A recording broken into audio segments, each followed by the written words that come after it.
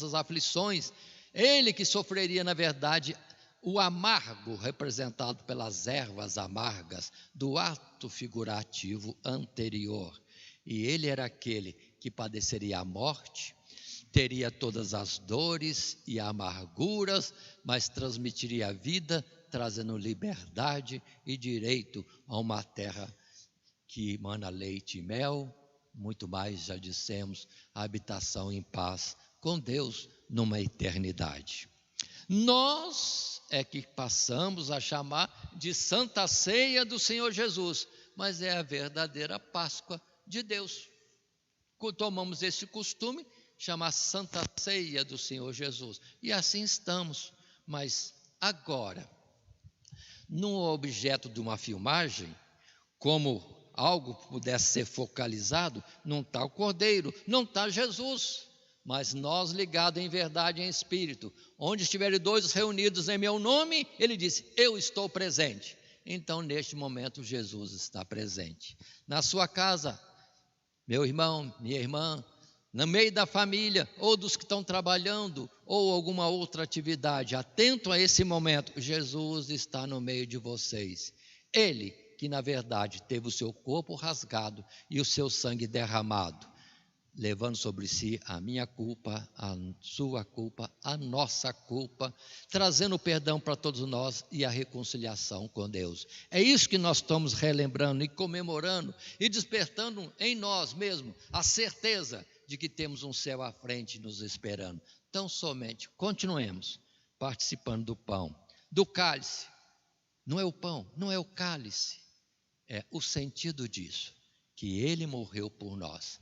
Porque ele mesmo depois vai dizer, carne e sangue, pão e vinho, nada tem valor. O importante são as palavras que eu digo, espírito e vida.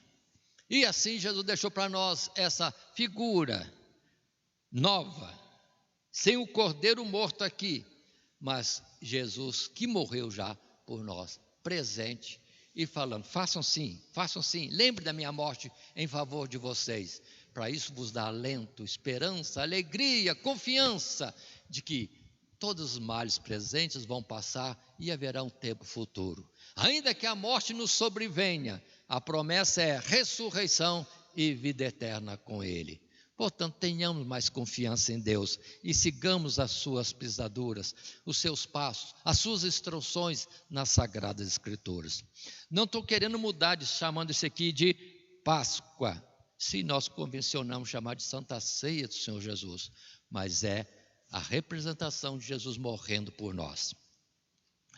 Detalhes há que são importantes no dia de hoje, muito importantes, como por exemplo, Páscoa do Senhor Jesus, está aqui, estou lendo, está em toda a Escritura, não é? Está.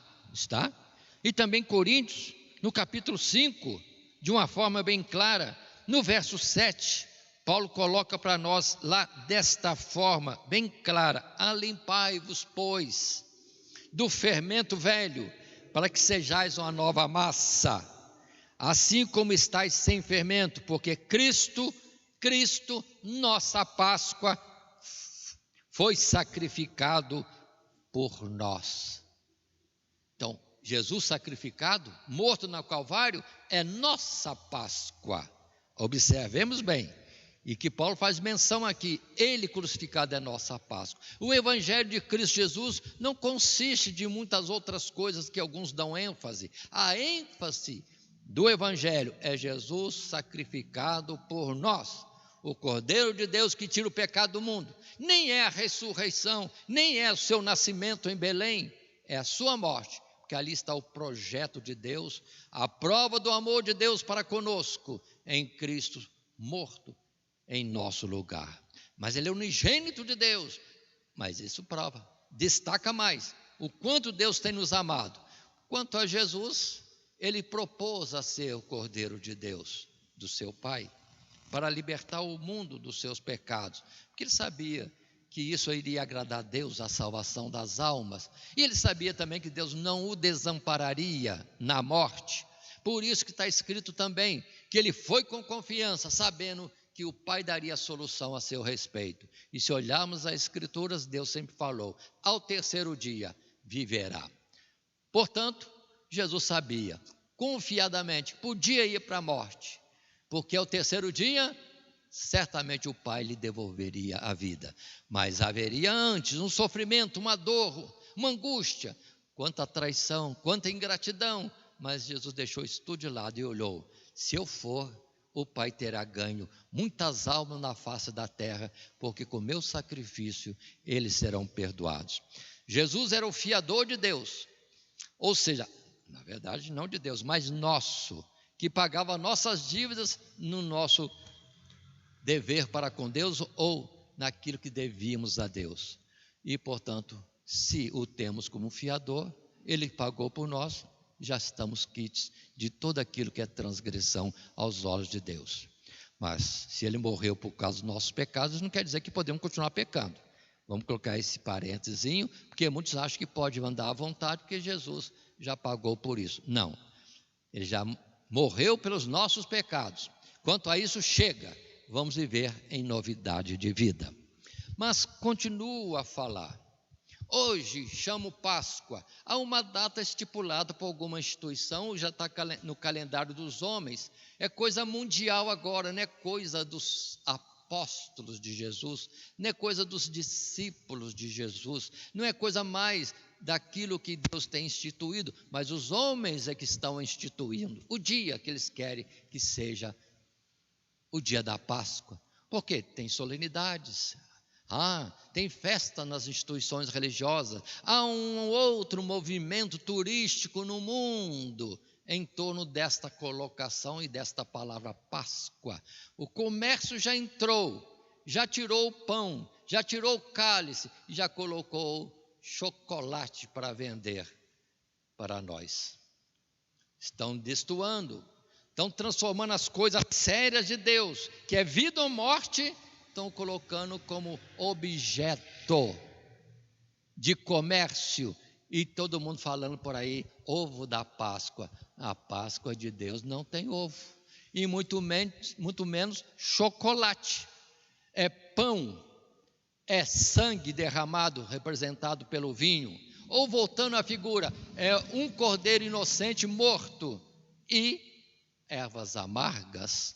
Por que colocar chocolate? É porque é mais doce, vende mais. Portanto, estamos errados, falhando contra Deus e, na verdade, estamos profanando aquilo que Deus chama Páscoa, que é a morte de seu filho, e que ele quer ter o destaque importante, que é para perdão dos pecados, e não para enriquecer quem mexe com chocolate ou quem revende chocolate. Não, de forma nenhuma. Estamos profanando, desviados da verdade de Deus, se colocamos isso. E, meu Deus, lembrei agora, que coisa horrível, colocar a figura de um coelho, mas é cordeiro, animal limpo, mas colocaram o coelho, que é um animal imundo, não representa nada das coisas de Deus, e além do mais, é simbologia da sexualidade ou sensualidade no mundo. Então estão destoando e brincando com as coisas de Deus. Portanto, quem faz essa coisa de Páscoa e coloca figurinha de coelho e ovo de Páscoa, ovo de chocolate, melhor dizendo, estão se levantando ofensivamente contra Deus, porque o coelho é imundo e, segundo, símbolo da sensualidade. Ou, falando em outras palavras, da prostituição e do adultério que está por todo o mundo. Um mundo que já é Sodoma e Gomorra e quer transformar as coisas de Deus à sua semelhança, Deus não está satisfeito com isso. Mas quantos cristãos estão envolvidos com isso? Quantos? E vamos ser salvos no dia do juízo? Vamos lá encontrar com Jesus no dia do juízo levando um chocolate especial para ele? Ou levar um coelhinho também? E falar que andamos na vontade dele, na Páscoa do coelho e do chocolate redondo. Irmão, você é cristão mesmo? Considere. É coisa séria. E deturparam mais ainda o sentido, porque a Páscoa era determinativo, que o cordeiro tinha que morrer na tarde de sexta-feira, início do sábado, porque nas coisas de Deus e no meio do povo de Deus é guardado o pôr do sol para término de um dia e início do outro. Por isso Jesus foi morto entre o que eles chamam também de as tardes, que era tarde final de sexta e tarde início da contagem do sábado. E Jesus foi morto na tarde de sexta-feira para sábado, tanto que tiveram que correr depois para sepultar Jesus, porque chegou o grande dia da Páscoa. A Santa Ceia, na verdade, Jesus antecipou de algumas horas, porque ele estava querendo mostrar uma mudança de figuras e uma realidade que agora se cumpria. Por Moisés veio a lei e as figuras, mas por Cristo Jesus a graça e a verdade. Portanto, entendamos, e as pessoas estão falando que agora a Páscoa é domingo, primeiro dia da semana, na verdade, porque o dia seguinte ao domingo é segunda-feira. Onde está a primeira-feira? Porque já mudaram também, mas precisamos entender, Jesus estaria morto na sexta, depois no sábado, e no dia seguinte, que é o primeiro dia da semana, ele ressuscitaria. Então, Páscoa é sexta para sábado, ressurreição é o primeiro dia da semana, e as pessoas estão dizendo que Páscoa é no domingo, ou seja, no primeiro dia da semana. Está tudo alterado, e quem tem autoridade de mudar isso? Ninguém no mundo. Da palavra de Deus, nem o tio se muda, em Deus não há mudança, nem sombra de variação. Portanto, cristãos que nos ouvem, erramos se comemoramos Páscoa segundo o mundo, num dia que não é de sexta para sábado, e que não é nessas figuras, e que tenha outra representação, porque a Páscoa é Cristo Jesus, e este crucificado em nosso lugar. Se não andarmos segundo essa verdade, seremos réu da morte do Filho de Deus, que aí sim, a morte de Jesus não será benefício para aqueles que não andam segundo a palavra, será condenação, porque alteraram o propósito de Deus, como se isso tivesse valor, quando eles querem fazer diferente. Não, Deus não muda, e no seu juízo, a salvação será participarmos do corpo de Cristo e do seu sangue, nesta simbologia, sendo que na verdade é em espírito que isso acontece. A palavra que Jesus nos fala é espírito e verdade. Portanto, agora, daqui a pouco, vamos fazer esse ato um pouco mais avançado, no ritual mesmo, mas nos acompanhe. Não precisa comer pão em casa, nem tomar vinho aí em casa. Faça conforme Jesus gostaria que fosse, em verdade e em espírito. Não na espécie da figura, mas na realidade. Feche os seus olhos se for necessário e fica meditando. Jesus servindo-se a si mesmo a nós na figura do pão e do cálice. E aí estaremos participando da ceia do Senhor Jesus, da Páscoa dentro do original, que Ele, dando-se a nós, para perdão dos nossos pecados, para nos livrar da condenação e na promessa de uma vida futura e eterna. Portanto, fiquemos aqui. Abramos em 1 Coríntios, no capítulo 11, onde estaremos daqui a pouco fazendo a leitura tradicional. E vamos ouvir um cântico pelo coral, aqui representado nessas 4 vozes.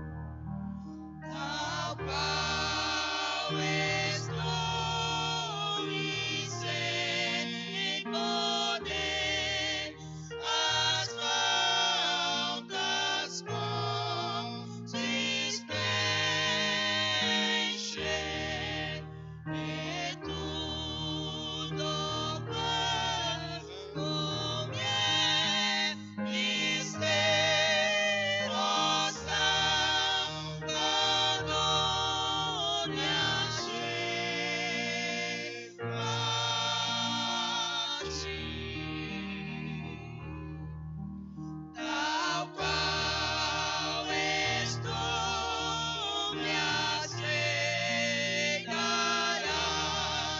e tu minha alma limparás com teu amor, me cobrirás, ó Salvador, me achei a ti.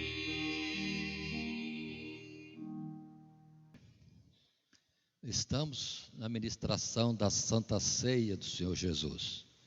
Fizemos uma exposição, de certa forma, longa, mas é a explicação do que é a Santa Ceia, a sua origem, início, no que é chamado a Páscoa, e que deve continuar hoje como sendo Santa Ceia ou Páscoa de Jesus, mas na representação correta do pão e do vinho, e no dia certo, que é de sexta para sábado.